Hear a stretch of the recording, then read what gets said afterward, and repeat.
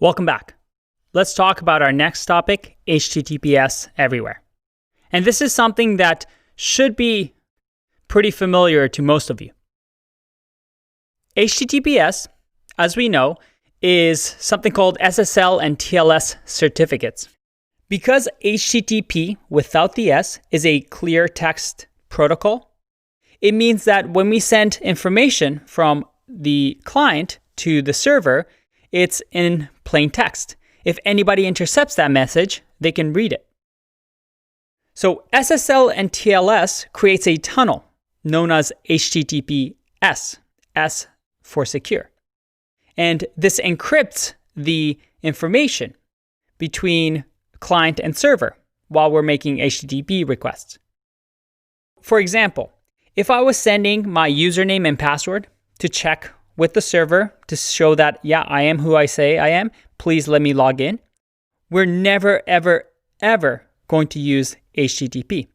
If any website ever does that, run away, exit that website immediately, because your password is going to be sent over the internet, over the wires, for anybody to intercept and see. And it's quite easy to do.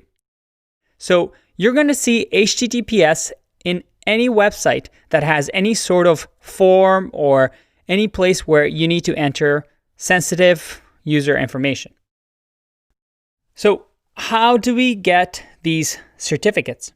Because what they're saying at the end of the day is that you are who you say you are.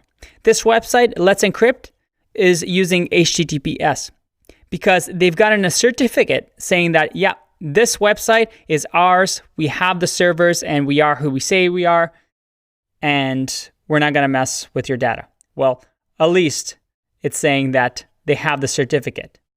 And SSL and TLS uses some really high-grade ciphers that make it virtually impossible for anybody else to see what the input of that data is that you're sending over the wire.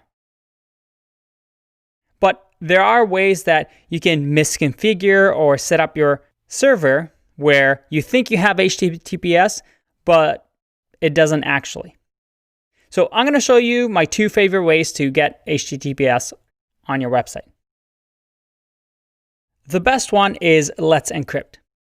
You see, encrypting communication is not only about privacy, but also about users' safety, since it will prevent most attempts at tampering what they receive as well.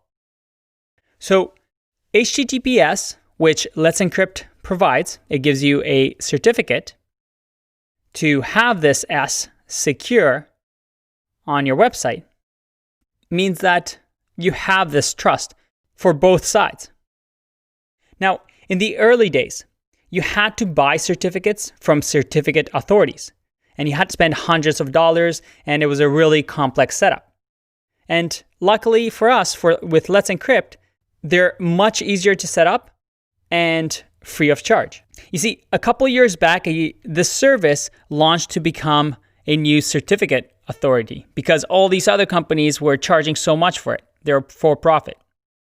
And they issue these SSL TLS certificates by being part of the Linux Foundation and backed by some really big companies, such as Google, Facebook, Cisco, Mozilla. The list just keeps going on and on. So you can really trust them because as a certificate authority that issues these certificates, you want to trust the party. Let's Encrypt has great documentation on how to get HTTPS set up for your website. Again, if you ever have a form on your website, you should be using HTTPS. And this is something that I feel like I keep mentioning in my courses because it is so important. Now, another option that I really like, and they have a free tier as well. And by the way, if you're thinking about GitHub Pages, yes, GitHub Pages also allows you to have static sites that are served through HTTPS. But Cloudflare is really, really good.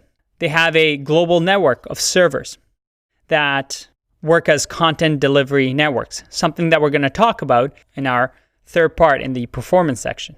And by default, they give you HTTPS. So if you host your files with Cloudflare, you're going to get HTTPS out of the box. They also have the added benefit that they help against something called the DDoS, or Distributed Denial of Service attack. And that is when a ton of computers try to send the request to a server at the same time. If we go back to our example, imagine if we get 1 million machines or people at the same time to click send secret to this server. This server won't be able to handle all this information at the same time, and it could crash. And that's what a DDoS attack is. And people use bot networks to do exactly this.